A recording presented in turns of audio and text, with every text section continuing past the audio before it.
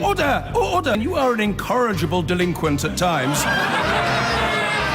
Behave yourself, man!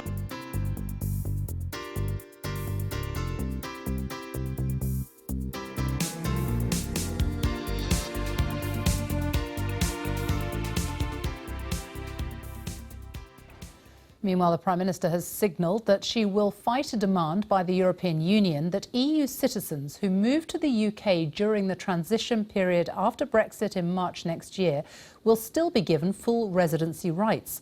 Theresa May argues that there has to be a difference between those arriving after the UK leaves and those who came before.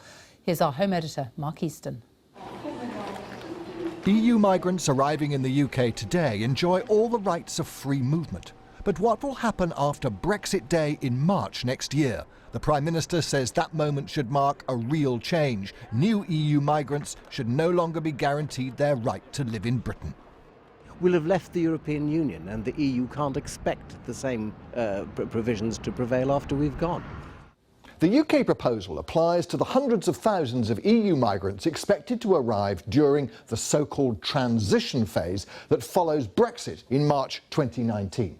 Now, during that period, they will have to register with the Home Office, but they won't necessarily know what rights they'll have at the end of transition sometime in 2021. I want reassurance. Today in Brussels, EU citizens living in the UK were telling the European Parliament they didn't want to be bargaining chips in the negotiations and were alarmed that future migrants were having their rights traded away in Brexit talks. If I was living still in the Netherlands, where I'm from, and I would want to move to the UK, I would wait. Just wait until everything is clear, because at the moment there is still nothing agreed. Time is ticking, and we are in the front line as EU nationals of this Brexit saga. After transition, EU migrants will have to apply to stay in the UK, but the details of how that will work are not finalised. There's uncertainty about what that means for those who no longer qualify. Will they be deported?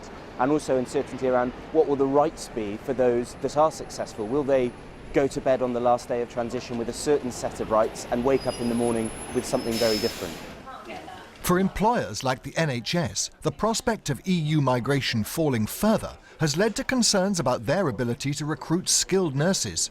I think if you're a nurse in a EU country, in France or Germany, you're not going to want to come to this country and put down roots because it's uncertain, and therefore we won't have the workforce with our current vacancy rate of 40,000 to look after the needs of our people here.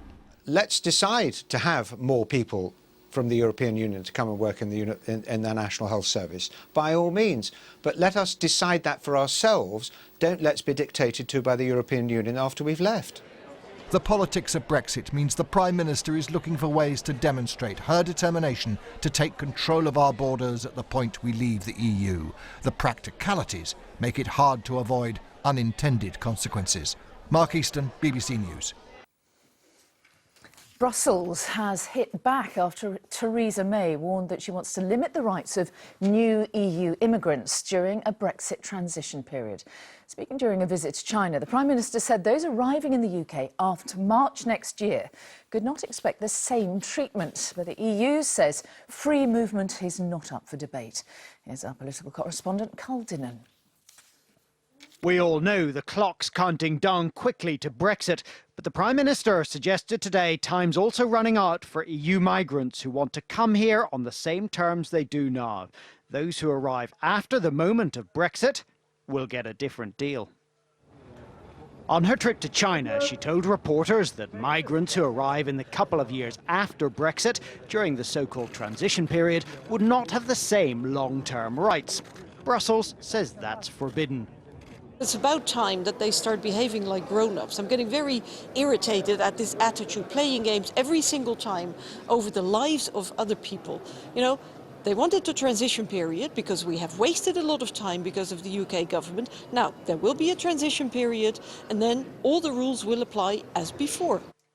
The government's plan is that EU migrants arriving after Brexit Day will eventually have to register their presence.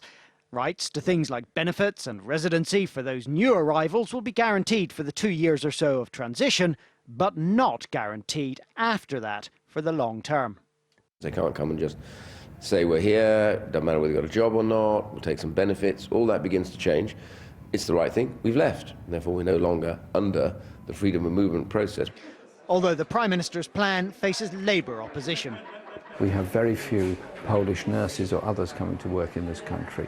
If we make it harder for them during the transition period, it's going to be harder for all of us. And I think we should say, if we're transitioning on the same conditions, it should apply in all aspects. Economically, it's important for the government to get a deal on transition quickly to reassure business not much will change in 2019. But politically, it's also important to show some things are different, to reassure voters Britain has actually left the EU. Carl Dinn in ITV News, Westminster.